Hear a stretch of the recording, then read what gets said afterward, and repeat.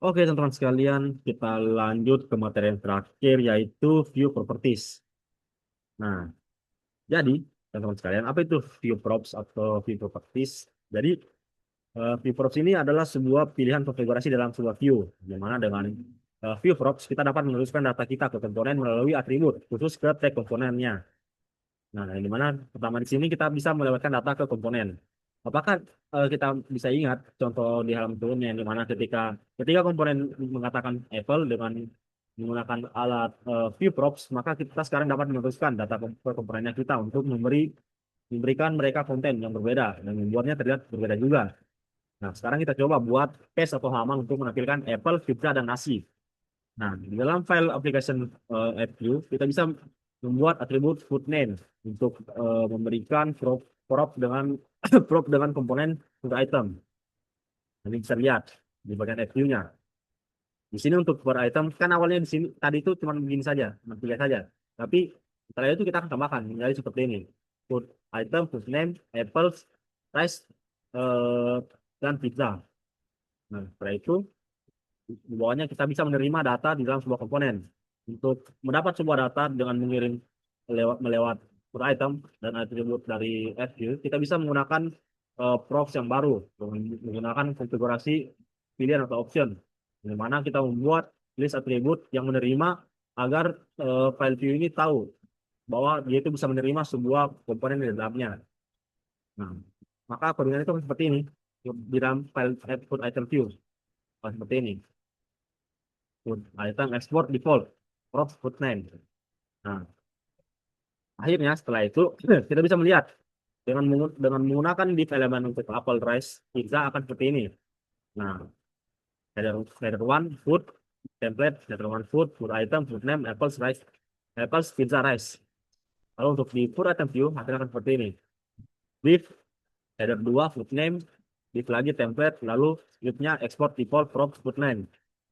Nah, setelah itu kita bisa melihat bagaimana perbedaan data, tipe data, dan prop atribut kepada sebuah komponen. Nah, sebelum itu kita harus mencek kode kita dengan deskripsi tiap makanan dan menggunakan dan memasukkan eh, makanannya ke elemen div di dalam sebuah flagbox wrapper. Nah, ini kodenya seperti ini. Tempat head satu food, define wrapper, food item, apples, lalu food description-nya. Apples merupakan sebuah buah yang tumbuh di dalam sebuah pohon. Lalu pizza, pizza adalah sebuah roti dengan roti yang menggunakan bahan dasar tomat, keju, dan topping di atasnya. Lalu yang ketiga, nasi. Nasi adalah sebuah eh, tipe ini, tipe makanan atau bahan-bahan yang semua orang itu bisa makan atau suka makan.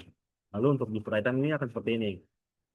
If header 2 food name, lalu print lagi food describe, lalu di scriptnya ada export default, lalu prop food name food description. Setelah itu di sini ada props boolean. Nah, jadi kita dapat mencapai fungsionalitas yang berbeda dengan melewati view props dari jenis data yang berbeda, dan kita dapat menentukan aturan tentang bagaimana atributnya itu diberikan ketika komponen dibuat dari sebuah file app.view. Nah, kita harus menambahkan prop baru, is favorite, yang dimana dia ini merupakan sebuah boolean, boolean eh, prop boolean yang dengan value antara true atau false, yang dimana kita bisa menggunakannya secara langsung menggunakan visor untuk melihat stem image yang kalau makanan itu dianggap sebagai makanan favorit. Setelah itu, oke. Setelah itu kita bisa mengoper propsnya menggunakan tipe data string. Yang dimana kita harus menulisnya dulu dengan menggunakan vbind di dalam atribut yang ingin kita oper. Nah, beginilah cara kita mengoper sebuah boolean. Boolean boolean favorit, eh, sebuah prop boolean is favorit dalam file fview sebagai atribut is favorit. Ini bisa lihat. Nah, vbind. Di sini kita menggunakan vbind. Kalau untuk eh, apples-nya ini food name untuk food yang jenis apple, dia ini kita menggunakan vbind, dia akan menjadi sebuah true. Nah, lalu untuk pizza dia akan vbind-nya kita menggunakan false. Lalu untuk rice dia akan menjadi vbind-nya sebuah false. untuk bagian file app.view. Oke. Lalu setelah itu kita akan menerima boolean is favorit, prop boolean favorit di dalam for item view dan bisa menunjukkannya bahwa makanannya itu dianggap favorit atau tidak. Mungkin ada food item view-nya, filenya, lalu kita coba jalankan. Nah, ini bisa dilihat kalau yang favorit itu adalah Apple karena Apple ini dianggap sebagai favorit terus. Hanya dia bisa diberikan ini medali seperti itu. Selain itu ada lagi antarmuka interface dari ViewProps. Dari contoh di atas, berdasarkan kode di dalam full item view, kita tidak dapat mengetahui dengan pasti bahwa kita menerima prop favorit. Dan kita tidak dapat mengetahui dengan pasti apakah itu adalah nilai boolean. Nah, untuk membantu kita, oke, dulu teman-teman, kita dulu.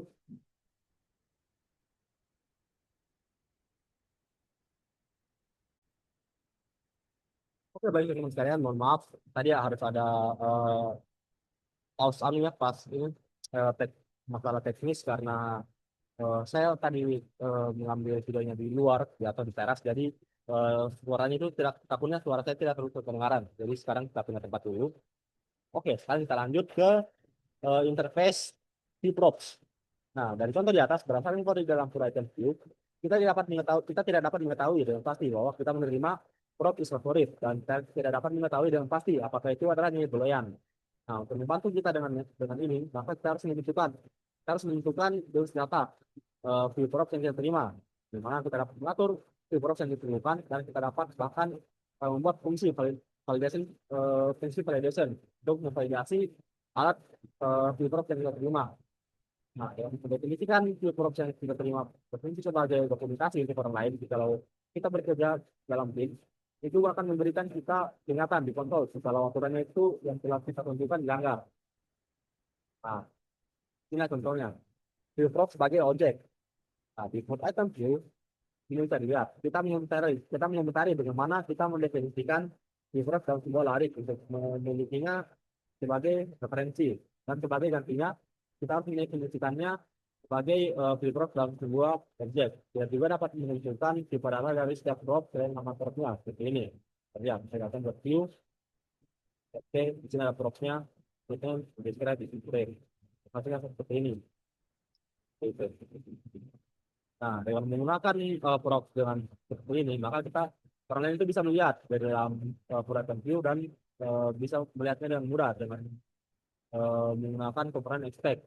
Jika sebuah komponen dibuat dari elemen induk, dalam kasus kita ini menggunakan view, maka dia ini akan diberikan alat ini vprop dengan tipe data yang salah, dan kita akan mendapat peringatan di konsol kita seperti ini.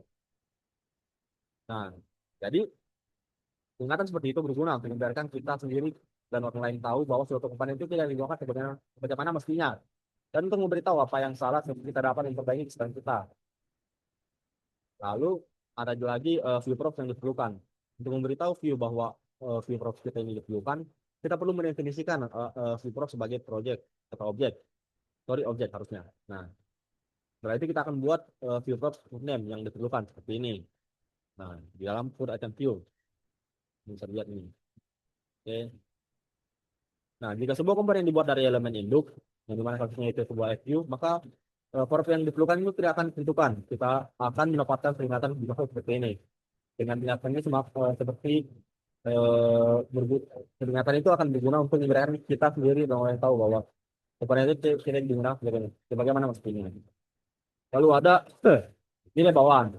Kita dapat mengatur nilai default untuk sebuah vprop, di mana kita bisa membuat nilai default untuk prop itu description di dalam komponen food item, dan kemudian kita bisa membuat item seperti itu untuk beras dan atau rice, mendefinisikan prop description. Nah, kodenya itu seperti ini. Nah, ini itu description. Maka ini akan dihapus atau dikasih garis seperti itu. Nah, sekali kita running.